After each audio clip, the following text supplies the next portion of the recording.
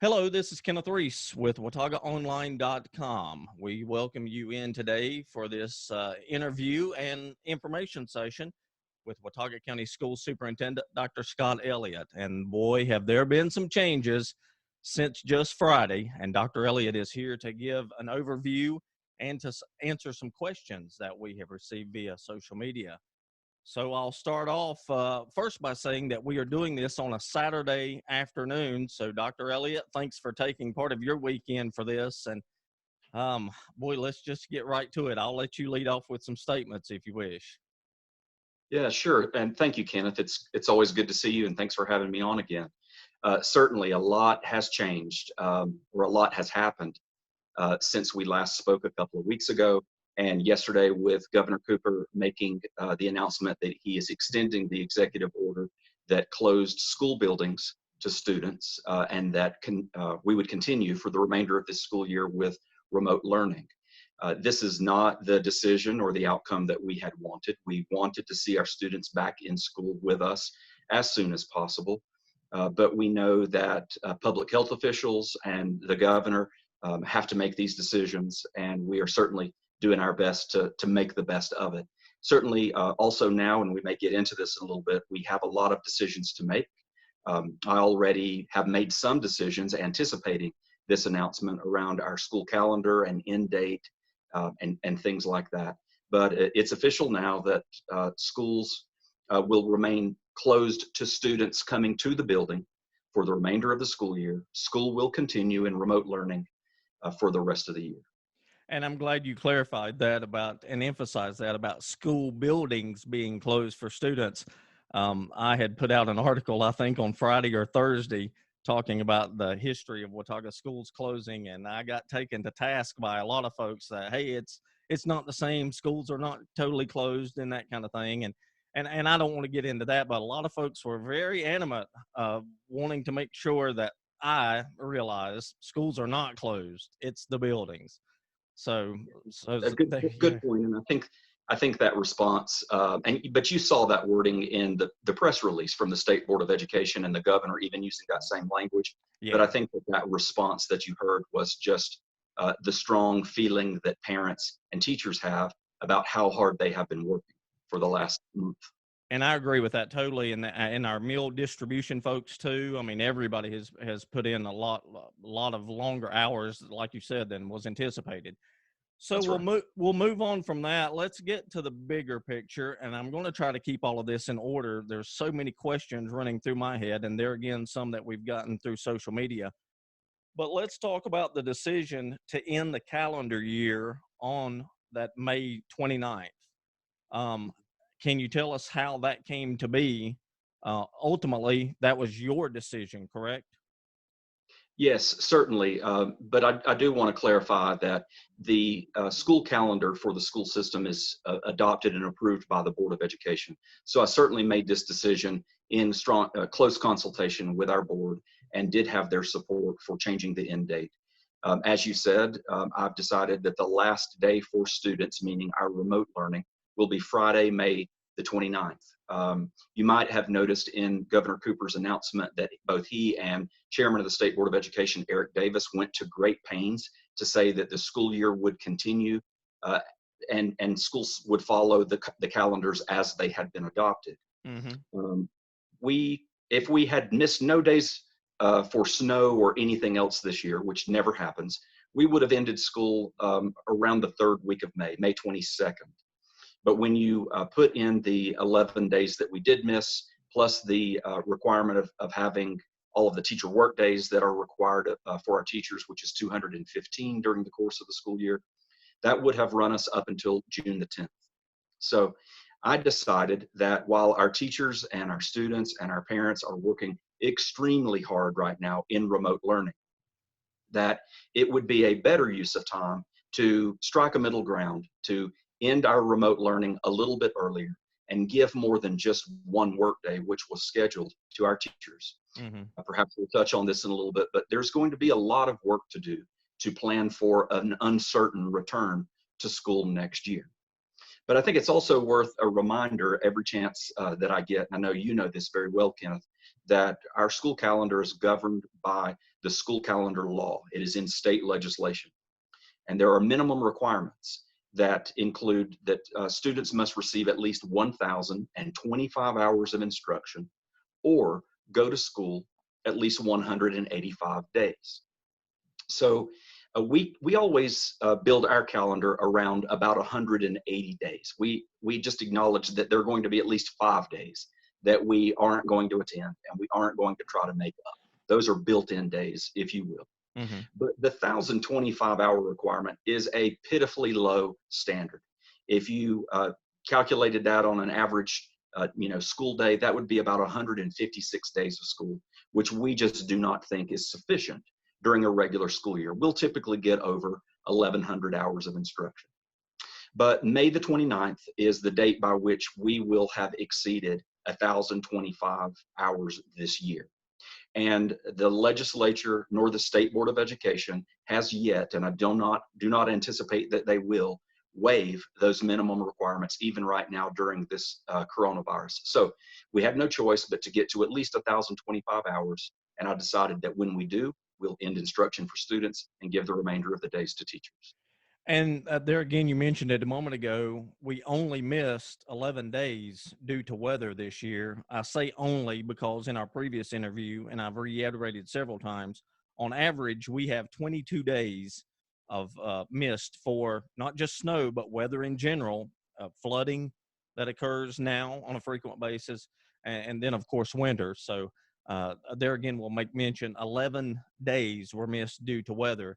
And that factors into those number of hours that you were talking about that come May 29th will already have been accumulated. That's right. So I did have some questions as to why not go ahead and end remote learning now. And I just want to say again that one of our top 3 priorities has been to keep our students engaged, to mitigate learning loss that might occur, and to reinforce the learning that did occur up to March the 13th. And our students are working really hard and our teachers are working really hard. And even though it is very demanding and very frustrating, both for parents and teachers, we do need to continue that. We do need to keep the momentum going, and we do need to comply with the school calendar law. And let's talk a little bit about meal distribution. You have said in the email that you sent out to families and parents and guardians on Friday, again, we're recording this on Saturday afternoon, that meal distribution will continue as long as it's still affordable or can be paid for. That's right. So the question is, with that May 29th cutoff date, has that already been factored in that you can go that long and still, pay for the meals distribution programs? Yes, I anticipate that we can. Most folks don't know that we do have a summer feeding program that has been available the last few years for children, but we usually have very low participation Mm-hmm. and see very little need, or see not much need in the Right. community. We've had a site at Cove Creek School and at Hardin Park School, but again, with very low participation. I anticipate that with the economic conditions that folks are living under right now, that this need is going to continue even well past the end of the school year. Yeah. So I was very careful in saying that we will continue it for as long as we can afford to do it, because we are currently running an operational deficit in producing these meals. We are getting a per meal reimbursement from the federal government, but that never pays the bills for our child nutrition program. We do anticipate that next week, Monday and Tuesday, when the legislature convenes and considers an omnibus bill for all of the education flexibility that we need, plus some additional funding, that we may see some additional funding come to our child nutrition program. We may also see that coming through additional stimulus bills from the federal government. We certainly do not anticipate making any money in our program, but we want to go into a deficit as little as possible. So that'll be part of the calculation. The second part of that calculation will be the governor's state of emergency. So many folks have noticed the 10 or sometimes 12 yellow buses that are out on the road Monday through Friday. Those buses are out delivering many of these meals out into families with no transportation, or out into rural parts of the community that are hard to reach for folks. We are only able to use those state-owned yellow buses for this because it was specifically included in the governor's emergency declaration. Oh, that's So interesting. yeah, otherwise we can only use yellow buses for the transportation of students to and from schools or to and from school events. We hope that the governor would extend that emergency declaration, or when it is extended, to include those yellow buses. And so that would allow us to continue. But if we can't, if for some reason financially we're not able to, or we're not able to deliver them in the way that we are now, we'll sort of, systematically reduce the feeding program down. We might have to reduce the number of sites. We might have to, stop our deliveries and things like that. But Yeah. we want folks to come out and get those meals, and we plan to do it as long as we possibly can. And there again, we're to the viewer, we're talking about the program being extended into the summer, and the summer feeding program continuing at more locations than previously has. So there again, we'll have to wait and see what the governor does about extending that executive order, I guess, into the summer months. But And the important takeaway for your viewers, though, is that the meal program will continue even past May the 29th, and yeah. for as long as we can afford. Yeah, and of course there will be more communication that comes out from Dr. Elliott and the school system and even the state as we get closer to May and June, because there again you have to keep in mind that I guess, I don't know, I haven't checked, but most school systems, other school systems, will probably end in June, or maybe around the same time that Watauga is, but maybe on into June. So there's going to be a lot more information come out. There again, we're just now at the end of April, and we're a month and a week or two into this now. It seems a whole lot longer. That's for sure. March 16th was a long time ago. That's a fact. Okay, so we talked about the meals. Before I get into any questions, I was trying to think of what on the broad picture we might need to touch on. Let's talk a moment about the end of school coming up. First things first, on Tuesday is a day when parents and guardians will go back to school and pick up more instructional material like we did back in March. Can you talk about that a little bit? Yeah, thank you for that reminder. We have, our remote learning is a blend of both digital resources and printed materials, and especially printed materials for our lower grade students. Our high school students really haven't needed or used much printed material unless they are in a place without access to the internet. But we have been trying to do this on a 2 or 3 week rotation where we hand out materials and collect materials, and 2 or 3 weeks later, do it again. So Yeah. our next refresh of those materials is this Tuesday. That'll be April the 28th. And we have morning hours and afternoon hours. And parents saw that in the email that I sent out to parents last week. And we'll also make some reminders of that on Monday. And Yes. we encourage every K-8 parent to come back to the school, go through the car rider line. It'll be a very quick and efficient process, lots of social distancing. Expect to see teachers wearing masks and gloves and things like that to protect themselves and to protect our parents and students. But we ask everyone to come by and do that. Then we'll be looking towards the end of the school year, again, with the last day, May the 29th. And there will be a lot of things that will need to be done between now and then. We will decide whether or not we need one additional material packet handout between now and then. Mm-hmm. But certainly by the end of May, we will need to hand out report cards. We anticipate needing to collect back the 3,800 laptop computers that are currently issued to our students. And we don't have the details finalized yet, but we also want to do something for our students. In meeting with our principals yesterday, the K-8 principals and I agreed that they would all do something for their 8th grade students on that Friday, May the 29th. And then we hope sometime that week, or even perhaps on that Saturday, to hold some sort of recognition for our graduating seniors. But there's still a lot of work to do between now and May the 29th, not just with remote learning, but just the logistics of school. So stay tuned for additional emails from me or communication from teachers. And as we mentioned there a moment ago, I mean, we're a month and 2 weeks into this. For you, the viewer, look how much information has come out just in that time frame.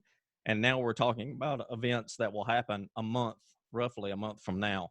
Those times that you talked about on Tuesday, according to the email that you sent out for K-8 schools between 10 and 1 10 o'clock in the morning, of course, 1 in the afternoon, or 3:30 to 5:30. That's right. And each individual school will be sending out communication about when uh, those materials should be picked up, I guess, depending on what grade your child or uh, grandchild or whatever the case may be is in. That's right. It'll be school by school. In some cases, it'll become whenever you want, and in other schools, they need to divide that up by grade level. Uh, but the schools will communicate that. Otherwise, come during one of those two times, whenever it is convenient for you. Okay, I think we've touched on what is happening now, what will happen coming up. Um, Before we get into questions, is there anything else you want to touch on before we get into some of these social media questions? We've answered some of them, but we'll go back and answer them again just to be on the safe side. No, let's go ahead and take some questions, and then anything that you or I think of at the end, we'll kind of pitch in with some additional comments. Okay, and if you, the viewer, will excuse me, I'm looking over at another screen, so that's why I'm looking off in the distance. We had just talked about this. Are the K-8 schools planning on any ceremonies? And we just said that each school system or each school is planning something, but the details are still to come. There again, we're a month away from that. Yeah, Kenneth, if I may, I just want to, Sure. kind of let people know that we still have a lot of restrictions in place, and that will limit what we are able to do in terms of mass gatherings and appropriate social distancing, things like that. So I don't want anyone to think that we're going to have traditional in-school ceremonies like we typically would have, and Mm-hmm. that's really sad. And here in our home, we have an 8th grader who was greatly anticipating his promotion ceremony from middle school to high school. But we were brainstorming ideas yesterday that may include having something that is videoed, and students, photos being included in the video, and the Yeah. normal certificates being given out. And then we anticipate buying and giving to every 8th grader a Watauga High School sweatshirt for them to have and to be wearing when they get to high school next year. For high school graduation, it's going to be a little more complicated. And again, I will be working closely with our local emergency management and healthcare, our regional health department, to see what is allowable. But many school systems across the state are planning what is being described as drive-through or drive-in graduation ceremonies. Mm-hmm. We hope to video the speeches by the students and by the administrators, maybe even have those live streamed over YouTube. Maybe we could even do that over local media. And then maybe have students come to the school in small groups to walk across the stage, or to come to the school and maybe, if it's good weather, come to the front of the school in their cap and gown and receive their diploma and have Yeah. all of that videotape. We're still brainstorming that. More Sure. information is to come, but we just feel like it's really important to do something for these students to recognize them. And you let off that topic, or let off that question about, the governor's executive order is dictating what can and can't be done. I mean, and it's not just with schools, I mean, with businesses, with everything. So that leads into this question about, I had someone wondering about summer programs and camps, etc. And there again, that falls right into what we're talking about. We really have to wait and see what comes out of Raleigh that says what can be done and can't be done. That's right. So typically the school system would host a 3rd grade reading summer camp, and then our facilities would play host to other organizations like Watauga Parks and Rec or WAMI, and others who would have summer camps. Those organizations are still under these same restrictions as well. Mm-hmm. And I haven't spoken to their leaders this week, but I'm sure that they are looking at that 3-phase reentry or reopening that Secretary Cohen and Governor Cooper mentioned this week, and are probably trying to determine themselves whether or not those camps are going to be feasible this Yeah. summer. There is discussion at the state about a late summer jumpstart program for students who have the greatest needs academically or socially, emotionally, and who need a little bit of a jump start going into next year. But that too is going to depend on whether or not it's going to be allowable to have large numbers of students and staff together in one place. But I would, just ask people to continue to follow your outlets and other media for information from those other partners about summer camps and what might be possible. I know those organizations very badly want to do it, and if Hmm. there's any way that they can, they will. And something that just popped in my head, and it doesn't affect a whole lot of people here in Watauga, but it does some. It may be worth mentioning there are at least one church, maybe two, that uses Bethel School, and I think there was a religious organization or church that was using the high school. I don't for services. I don't know if they still were before all of this. But the reason I bring that up is we talk about summer camps in the buildings and that kind of thing. Even those organizations that use those schools and have an agreement with the Board of Education too, and have for many years, they're impacted too. That's right. They have been unable to have their services on our campuses. And I don't And mean to bring that up out of the blue. It just hit me when you were talking about summer camps being held in the building. Um, there's also basketball things that happen uh, in the buildings in the summer too. So there's a lot of impact there that most folks don't think about, myself included. our schools are heavily used by the community, which I love. But the closure of schools and these mass gathering restrictions have had an impact on how people are able to use our school facilities, and we look forward to all of that normally resuming normally whenever possible. Here's another question that I had. Those with children who receive services at school, such as speech or occupational therapy, this person wanted to know what is being done to meet what will become a significant gap between the last time school was in session and now to the fall. That's a fantastic question and really important, and it weighs heavily on our minds as well. For a wide range of children with a wide range of disabilities, we are working very hard to try to continue those services to make sure that services that had been being received are continuing. Some of them have been unable to be served or are being served in a different way. But this is a great conversation that is being had at the state level about the need to fund some additional, what we would call compensatory education, Hmm. or as you said, some opportunities for students to get caught up on the services that they receive or additional services. But we know that our special education teachers are remaining in contact with their families, and they are providing many services even remotely like we are now, and have met individually with students when they've needed to on a very limited basis.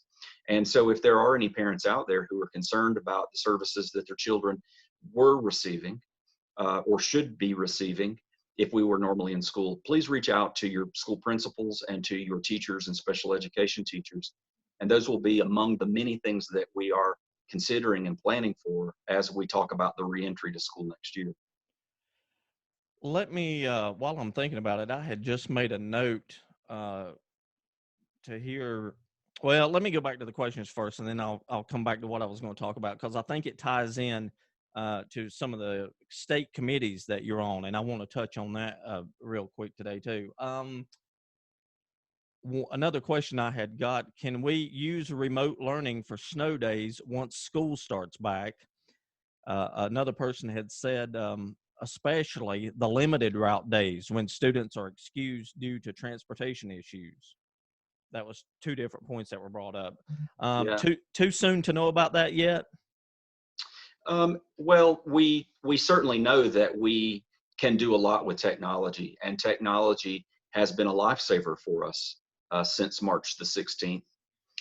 We also know that we can use technology on snow days, but I want to be careful to say that while we have been able to do a lot with technology through remote instruction, that it does not take the place of a student being in a school with a teacher. Hmm. So I think we have to find what is the right balance of using remote learning when we can, and if it can help us to not have to make up every snow day, then certainly we would all like for that to happen. But I don't think that remote learning will take the place of all of our makeup days. Yeah. I think that our teachers have been working hard in trying to, as I said earlier, keep our students engaged and minimize learning loss. And we'll be working over the summer to prepare for the possibility of additional remote learning at the start of next year, and also the use of remote learning for snow days. Of course, some of that takes some planning, and some of our snow days are unanticipated.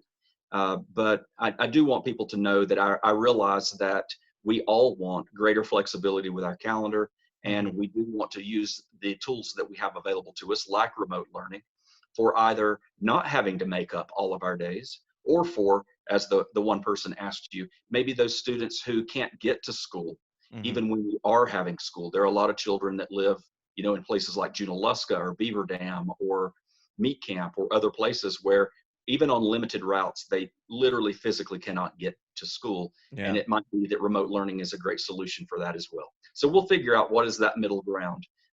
Remote learning will never replace all of our snow days, but hopefully it will help us to not have to make up all of our snow days. And it's important too to remind our viewers that, as you mentioned, some winter weather days are unexpected, but there are times every year it happens that we know we're going to get a big storm.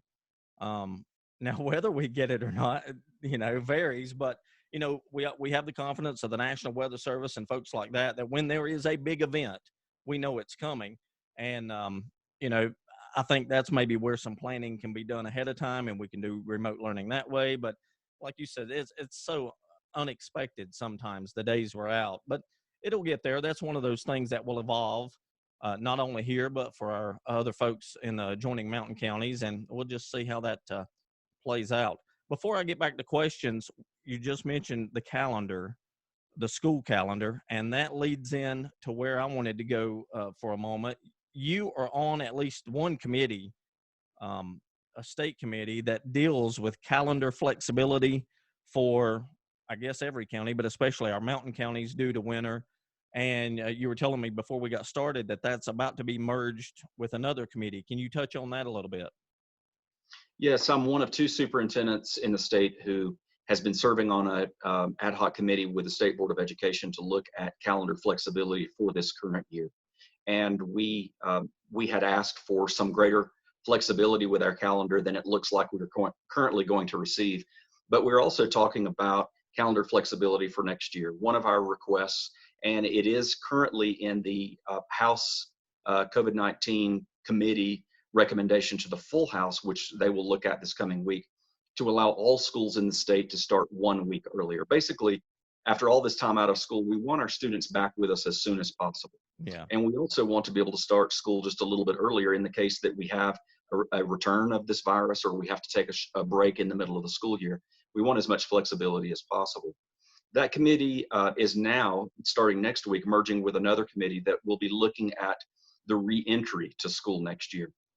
Again, these decisions will be driven by what public health officials recommend, but it is very possible that we will be doing some things like you are seeing in other countries right now, where we have a modified start to the school year. These are all hypothetical. I just want to caution everyone when I give these examples, but it could look like only half of the students coming to the school building at a time, maybe A day and B day, or morning sessions and afternoon sessions, or Mm-hmm. maybe a few days at school and a few days at home. We don't know, but we need to plan with our teachers, which is another reason why I wanted those additional days for planning at the end of this year for what could be a very unusual start. Now, currently, I just want to remind viewers that unless something changes, school will start for us on Monday, August the 17th, I believe is the day. We do hope that the state will consider allowing us to have one additional week to start a little earlier and give us some flexibility. And if that decision is made, then certainly we'll communicate that just as quickly as possible. Right now, I think August the 10th is probably the earliest that we can anticipate starting. And Mm-hmm. there's a real chance that there'll be no change to the start date at all, and we'll be back on August the 17th. And again, all of that is evolving too. I mean, we've mentioned it a couple of times. Look what has taken place just in the last month. Yeah. Look at what will take place in the coming month. And August, I don't know about you, August seems like an eternity away right now. For you, yes and no in some regards, but that just seems like an eternity right now. Um, let's see. All right, just a couple of more questions. Like I said, you have been gracious with your time, especially here on this Saturday afternoon as we record this. Um, someone had asked about school trip refunds. Um, Eighth graders had planned trips. I don't know at every school, but they typically do, I guess. And then I guess maybe 12th graders or something had trips too. I don't know. That's more your avenue than mine. Can you fill us in on details there? Yes, I'm glad that someone raised this question. We've actually been working on this since before schools were first closed, back in early March, anticipating this. We rescheduled some trips, we postponed some trips, and the first week that schools were closed, we would have had groups going to Disney. I think maybe some to the Outer Banks. Mm-hmm. We've had trips scheduled for Space Camp. And we had a very large trip that unfortunately had to be postponed or canceled to Carnegie Hall for Watauga High School chorus students. Mm-hmm. We have had a large number of trips that have been disrupted. And we've also had a wide, sort of a wide range of responses from those tour operators and trip coordinators. Some of them, allowed us to just cancel our contracts with them with no penalty. A few others, we had to pay a small deposit for them. There is one that has been more difficult, and I don't want to speak too much about it, Sure. but we are taking some legal action in one case where a tour operator is unwilling to provide any refund at all. So our attorneys are working on that, and we may end up having to take some legal action to try to get that money back for our parents. Needless to say, it's been a difficult situation for everyone involved in that It aspect. it is, but there has also been parents at different schools have experienced this differently based on the cooperation from those different tour operators. It isn't just that each school is handling it differently. So, for example, in one case, a school was able to, well, I'll just say Hardin Park, for example, was able to refund money for one trip for some of their eighth grade students. They're going to use their school money to do that. And then next year's eighth graders will take the same trip. And when they pay for their trip, it'll essentially repay the school the money that they paid to this year's students. Yeah. In other cases, at schools like some of our small schools, they don't have the money to do that. And the tour operators may or may not be offering refunds. Unfortunately, also, we have we've done a lot of fundraisers. I, as a parent, also did a lot of fundraising and volunteering time and serving concessions and things like that. And it's very likely that we're not getting that money back. Yeah. So our priority is going to be on trying to refund parents all of the money that was paid out of their pockets, first and foremost.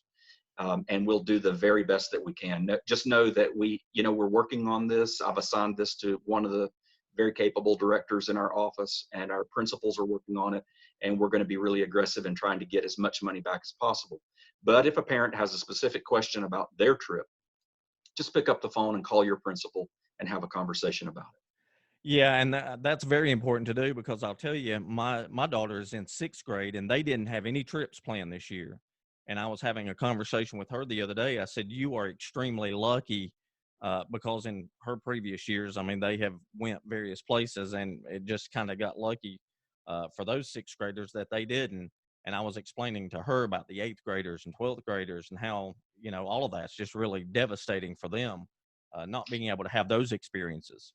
Yeah, and I don't want to tie everything back to the school calendar conversation, but I just want to make it makes the point that there is a lot more that happens in school than just sitting in classrooms learning from teachers. Um, Exactly.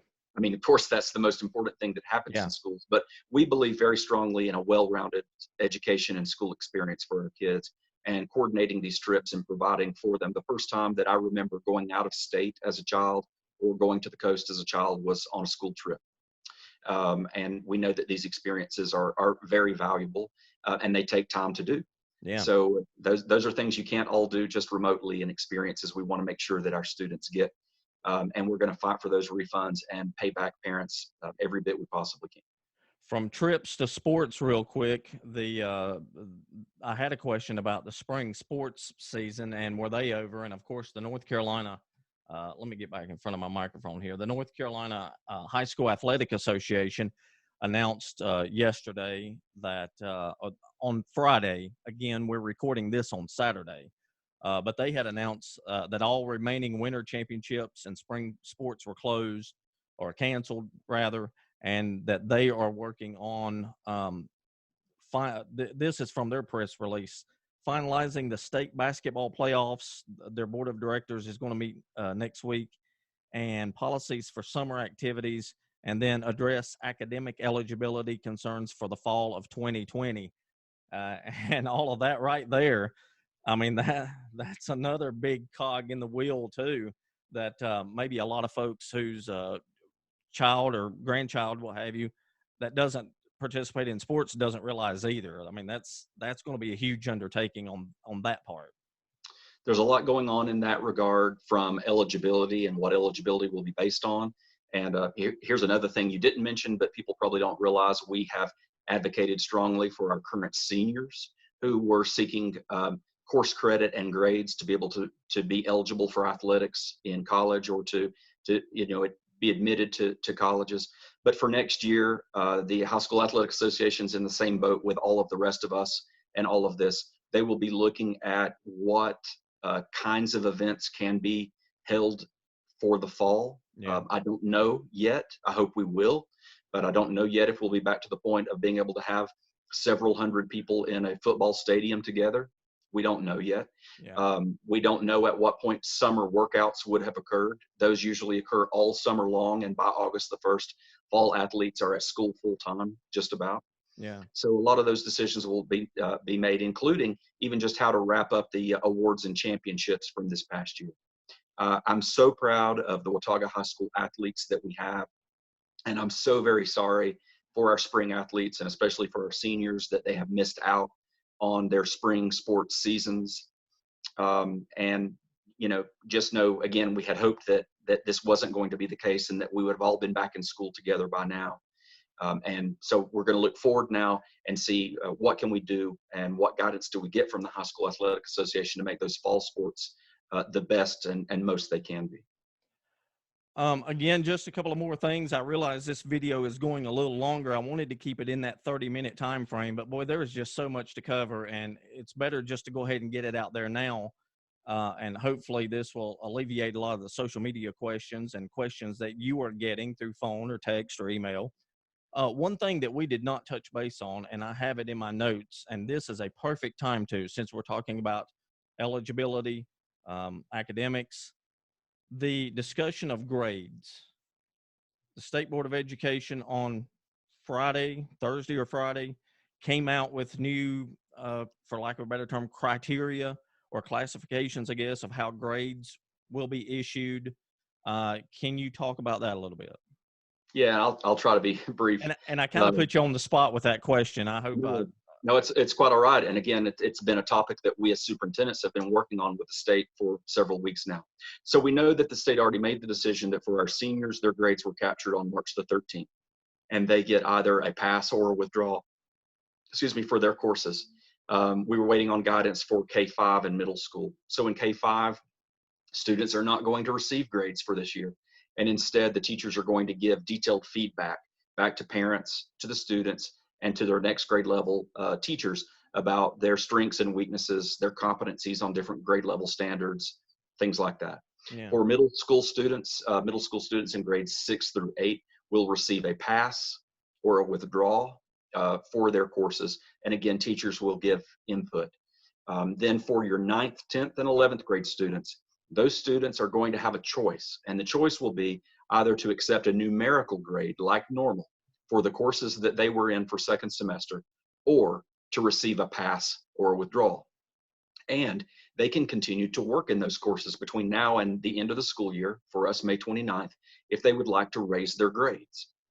And if they choose a numerical grade instead of a pass or a withdrawal, then it will count in their GPA calculation and their GPA and class rank. If they choose just to take AP for passing, if in fact they were passing their class, that won't count in their GPA calculation. And this was the state's sort of compromise in trying to give students flexibility and to recognize that there's great inequity across the state in terms of remote learning, access to the internet, access to instructional materials. But the high school will be communicating with our students about that, and teachers will be communicating with their students about how they would like to have their grade recorded. And I was going to bring that point up too. I know all of that sounds confusing. maybe for some of our viewers, believe me, I listened to the State Board of Education call on Friday. There again, Friday, I think it was, and even read their press release that came out. And I had to go back and reread it several times for my mind to process it. So, as Dr. Elliott just said, there will be more communication coming out from the teachers of your uh, child that's impacted. And there again, that's something else that will be worked out here over the next month. All right, just a couple of more things. I don't want to take up too much of your time. You have been so gracious. I think we're already 40 minutes into this, but it's great to get the rest of this out. Rising kindergartners orientation was supposed to be the April 30th. How will Yep. that be handled? Yep. So it may be that we aren't able to have an orientation, or that we do it right close to the first week of school. What I would ask parents to do is around May the 1st, so pretty soon, be looking for a link on our website and probably also on the school sites, where parents will be asked to go on and fill out a brief registration form. Mm-hmm. We won't be collecting all of the normal paperwork that we normally do. We can get that at the start of the school year. But we desperately right now need to know the numbers of students who are planning to come to school, so that we can begin doing some staffing, know how many classrooms that we need, things like that. We're also hoping the state's going to give us some flexibility around our K-3 class size legislation that limits the number of students. We already have small class sizes anyway, so it's not an issue for us. Mm-hmm. But we will put out information soon to the community with your help and others, and ask people to go online. Again, look for it around May the 1st, where they can register. How will this impact pre-K, or do we know yet? Yeah, that's one of the things that we do not know yet. There is also an application for that process, and I would encourage folks to contact the Children's Center to find out more information about that. You know that we've worked really hard this year to now have a pre-K program in each of our K-8 schools, and we hope to have those full at the start of next year also. All right. I think the final question that there again, I had asked on one of my social media outlets folks to give their questions, and I'm glad I did now, because we have touched on some great topics. One individual asked, what about next year? The first couple of days that classes be set aside for end of this year closure, like students being able to go to their classes from this year to have a sense of closure before they start new. I'm sure that's on the table too. There again, we talked about earlier, literally everything is on the table right now, because those decisions have not been made, and it's really too soon to make them. That's a great point. We're making decisions very quickly, and we'll try to make the best decisions that we can. This is an idea that we have discussed, though I think that it could be possibly confusing for especially the smaller children to say the school year ended, we're now at a new year, but we're back in the same classes that we were last year. Yeah. We might not even have all of the same teachers that we had last year. We have some teachers who leave or go on maternity leave or retire, and Yep. we have new children who come into the school system who wouldn't have a place to go. In order to do that, we'd also need to delay the start of kindergarten. But it might be that we can do something like that within each school, where the teachers are reunited with their students from last year for small visits or something at the Yeah. start of the school year. And that's certainly something that we're looking at. And just from my own personal experience with my daughter, I realize now she's in sixth grade. I see the bond and connection that, like, and I'm sure it was like this when I was in school, but I don't quite recall. But the bond and the camaraderie and the connection that your sixth graders and seventh graders and even eighth graders have. I mean, they're all in that middle school range and all kind of, you know, getting a little older and more responsibility and that kind of thing. And I think, as you mentioned before, it might be a little more confusing for your third, fourth, second graders, etc. But we'll see how that plays out as we go along. We had a little bit of a technical glitch there, as happens with Zoom. Happened with my interview with Senator Ballard the other day, but that's okay. We'll splice it together and keep rolling along. Just to kind of recap what we were talking about, the possibility of students maybe returning to their previous classrooms to get some closure.